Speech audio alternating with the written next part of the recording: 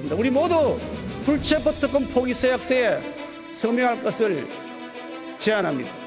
야당의 답을 기다리겠습니다. 오늘 의총에서는 우선적으로 불체포 특권 포기에 대해서 다시 한번 의원님들과 내용을 공유하며 실천 의지를 다지도록 하겠습니다. 국민 여러분께 서약합니다.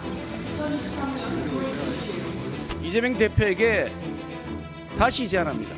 민주당에 조금이라도 혁신의 의지가 있다면 오늘 중으로라도 만나서 불체포 특권 포기 서약서에 함께 서명합시다. 국회 로텐더홀에 책상만 하나 놓고 하면 되는 아주 간단한 일입니다.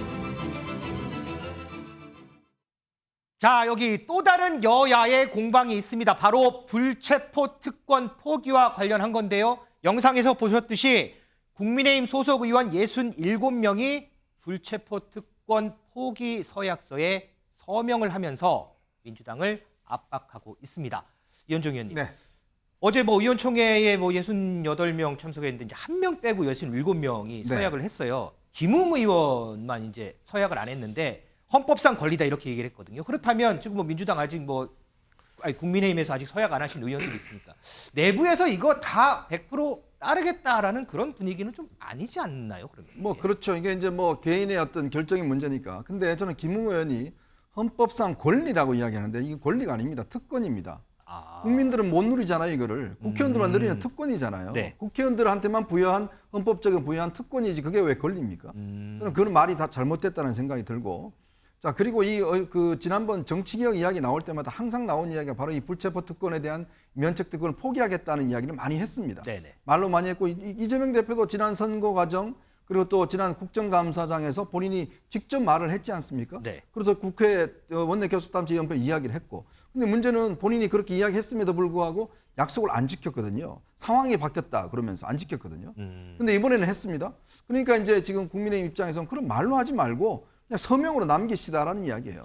그러니까 말하는데도 안 지키니까 서명으로 해서라도 뭔가 근거를 남기자는 그런 취지인데 글쎄 이거는 본인의 어떤 그 양심에 따라서 저는 충분히 하면 되는 문제인데 굳이 지금 이렇게 서명까지 하는 이유는 결국은 국민의힘 입장에서는 이재명 대표가 말한 걸 계속 안 지켜왔으니 우리는 이렇게 서명이라도 합니다라는 정책 공세를 하고 있는 것이죠.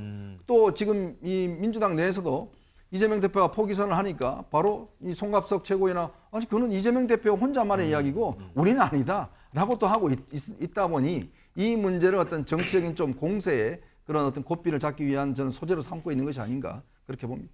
임재 변호사, 그러면 이 서약서에 이렇게 서명하잖아요. 이게 서명하면 실제 이거는 법적 효력이 있는 거예요? 그러면? 우리가 왜 잘못하거나 하면은 각서 쓰면서 다시는 잘못 반복하지 않겠다 이렇게 쓰는 저도 경우 많이 썼어요. 앵커님도 경험이 있으시군요. 그런 경우 종종 있잖아요. 그렇다고 해서 그 각서 썼다고 해서 실제로 지키는 거 아니죠. 그리고 문제를 일으켰다고 또다시 잘못했다고 해서 그 자체로 또 바로 각서에 쓴 대로 효과가 일어나는 것은 아닙니다. 이 불체포 특권이라는 건요. 헌법에 명시되어 있는 국회의원에 대한 특권입니다. 국회의원 개인에 대한 특권이라고 볼 수도 있지만 국회의 독립성을 유지시키기 위한 국회의 특권이라고도 볼 수 있거든요. 네. 결국 국회의원 신분으로 회기 중에는 국회의 동의 없이 체포되지 않는다는 것이기 때문에 국회의 동의 여부는 물을 수밖에 없어요. 그렇기 때문에 이제 이렇게 서약서를 통해서 불체포 특권을 포기하겠다 서약을 한 경우 이게 있기 때문에 바로 체포가 되는 것이다 할 수는 없겠지만요. 다만 문제가 됐을 때 이제 국회에 체포가 될지 말지 여부를 이제 표결에 붙이게 되잖아요. 그렇죠. 이때 본인이 나는 불체포 특권을 포기했다 이렇게 밝히고 동료 국회의원들에게 나 이거 체포되도록 체포동의안에 가결시켜달라. 가결표를 던져달라 이런 의미로서 해석은 충분히 가능할 것 같아요. 하지만 이 서약서 자체가 어떤 포기에 대한 법적 효력을 가진다고 보기는 어렵습니다. 그럼 이게 이제 법적 효력 가지려면 개헌을 해야 되는 상황이죠. 그렇죠. 결국 개헌이 필요한 것이고 거듭 말씀드리지만 결국 효력을 가지려면 실제로 어떤 체포 동의안에 대해서 표결에 붙여졌을 때 나는 이 서약서 썼고 모두가 다 표결에 참여해서 나를 체포의 동의안에 동의해달라 이런 식으로 얘기할 수밖에 없는 거죠. 물론 이제 체포 동의안 표결이 국회에서 자주 일어나면 안 되겠지만 글쎄 혹시 그 다음에 그런 일이 있을 때 과연 그렇게 얘기를 하는 의원이 있는지 한번 같이 좀 지켜보겠습니다. 자, 이 불체포 특권 포기 이재명 민주당 대표의 이 연설로부터 시작이 됐죠. 그런데 조금 전에 잠깐 얘기가 나왔지만 이와 관련해서 민주당 내에서는요. 조금 목소리가 엇갈리는 것도 같습니다. 목소리 좀 듣겠습니다. 검찰이 정치 검찰로서의 부당한 권력 행사 얼마나 더 할 것인가 이런 문제하고도 달려 있는 거고요. 그런 점에서 불체포 특권을 다 포기해야 된다. 이런 거 그렇게 바라보는 거는 저는 동의하기는 좀 어렵다. 이재명 대표는 이재명 대표 본인의 사법적인 문제에 대해서 불체포 특권을 쓰지 않겠다라고 선언을 한 거고요. 그 이외에 뭐 다른 의원들 같은 경우에는 그 사안마다 그 사안에 맞게 따로 평가를 해야 된다라고 생각을 합니다. 이 검찰 정권 하에서 탄압받는 야당 의원들에게 불체포 특권을 포기하라고 하는 것은 저희들을 줄줄이 구속시키겠다는데 이걸 받을 수가 없죠. 그리고 민주당 의원 전원들에게 포기하라고 하는 것은 정치 공세에 가능없다고 보고요. 네. 자, 안민석 의원, 다른 의원들과 연동시키는 것은 별개의 문제다. 박성준 대변인, 다른 사건의 경우 사안에 따라 판단할 문제다. 우원식 의원, 불체포 특권 포기 모두가 동의하기 어렵다. 김준일 에디터, 네. 이 얘기 종합해 보면 민주당에서는 이재명 대표 혼자 덩그러니 불체포 특권 포기하는 상황 오는 거 아니에요, 이거? 뭐 그렇게 될 수도 있죠. 이제 전체적으로 보면은 이제 방탄 정당의 이미지가 강했다라는 건데 이 민주당의 기류를 보면은 쉽게 얘기하면 검찰을 못 믿겠다라는 거예요. 물론 이게 이제 검찰이 하면은 판사 앞에 가가지고 영장 실질 심사를 받는 거니까 그렇죠. 판사도 못 믿냐 이제 이런 비판을 좀 받을 수는 있긴 합니다. 근데 전체적인 기류는 어쨌든 지금 검찰이 정치 검찰이고 끊임없이 이를테면은 체포 동의안을 이제 계속 보낼 텐데 이거를 다 포기하는 게 맞느냐 케이스 바이 케이스로 이제 판단하는 게 맞다 이런 기류가 있는 거죠. 그래서 이 부분에 있어서는 정치적으로 방탄정당이라는 것들을 어느 정도 이제 각오를 하고서라도 이게 낫겠다라고 지금 하는 것 같아요. 그거는 뭐 이제 비판을 받을 부분은 뭐 감수를 하고 이제 갈 수밖에 없을 것 같고 제가 조금 이 부분은 있는 것 같아요. 그러니까 이거를 이게 어쨌든 이게 권리냐 특권이냐 뭐 이현정 의원님도 그 말씀을 하셨는데 이게 있는 거를 활용을 하는 것 자체를 비판을 하는 거가 조금 더 다른 문제라고 생각을 합니다. 그러니까 무슨 얘기냐면은 불체포 특권을 내가 내려놓겠다 하는 사람을 칭찬하는 것과 네. 이거를 있는 제도를 최대한 활용을 하는 것을 비판하는 거는 조금 다른 문제라고 생각해요. 그래서 김웅 의원 같은 그런 사례를 말씀. 예. 그러니까 김웅 의원이 그거잖아요. 헌법상에 있는 권리인데 이거를 이런 식으로 개개인이 판단해서 하는 게 맞냐라는 거죠. 그 김웅 의원을 비판하기보다는 이를테면은 뭐 다른 사람들 내가 내려놓겠다는 사람은 칭찬하는 방식으로도 민주당에도 마찬가지고 저는 그런 방식으로 가는 게 좀 더 합리적이지 않나 그런 생각을 합니다. 조금 전에 김준일 에디터가 민주당에서는 검찰을 못 믿는 것 아니냐라는 이런 얘기를 했는데 그래서 그럴까요? 민주당 일부에서는 검사를 탄핵해야 한다는 주장도 나오고 있습니다. 들어보시죠.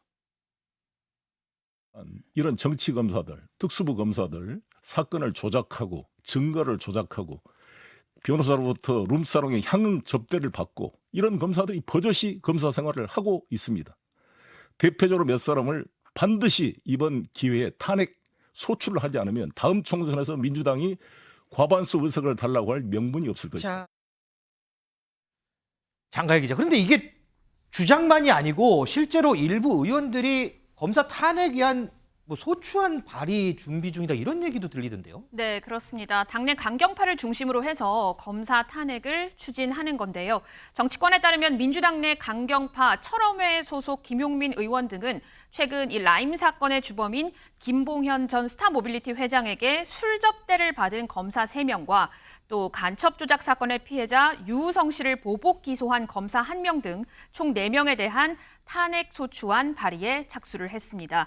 일반 공무원은 100만 원 상당의 금품, 향응 수수 시 예외 없이 파면하게 되어 있지만 검사는 탄핵을 통해서만 파면이 가능한 만큼 관련 조처를 해야 한다는 게 민주당 의원들의 논리입니다.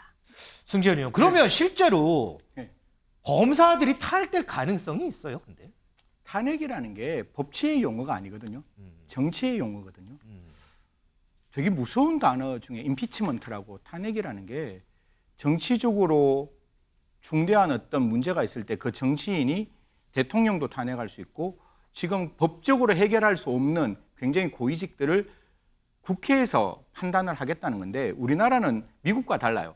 탄핵을 소추하는 거는 국회가 소추를 해요. 네. 탄핵합시다 이러면 국회가 빵 통과를 하면 거기에 대한 판단은 다시 헌법재판소로 그렇죠. 가요. 미국 같은 경우는 상원으로 올라가는데 그러면 탄핵을 하는 헌법재판소는 또 독립된 기관이잖아요. 거기서 어떤 답이 나올지는 아무도 모르는 거죠.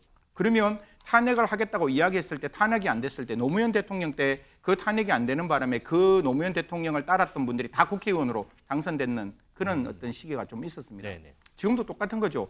중대한 법 위반이 있어야 되는데 모르겠습니다. 그거는 저는 법치를 하는 사람이니까 이미 결론이 나온 걸 가지고 만약에 예를 들어 무혐의가 나왔는데 직권남용이 아니라고 나왔는데 그게 직권남용이라고 여의도 해석기를 돌릴 수 없잖아요. 그러면 정말 중대한 법 위반은 아니라고 법원이 판단을 했는 거고 네. 제가 이제 앞에 하는 그 유호성 그 이야기는 그건 분명히 잘못된 재판입니다. 네. 잘못된 재판이고 분명히 우리가 국가가 잘못했는 내용으로 나오기는 나오는데 사실 그거를 중간에서 수사하고 그에 대한 재판에 가담했던 지금 청와대에 있는 A 검사를 전직 A 검사를 이야기하는 것 같은데 비서관으로 과연 그런 부분에 대해서 탄핵을 했을 때 그 부분에 대해서 국민들이 어떻게 판단을 할까라는 건 또 다른 문제라서요.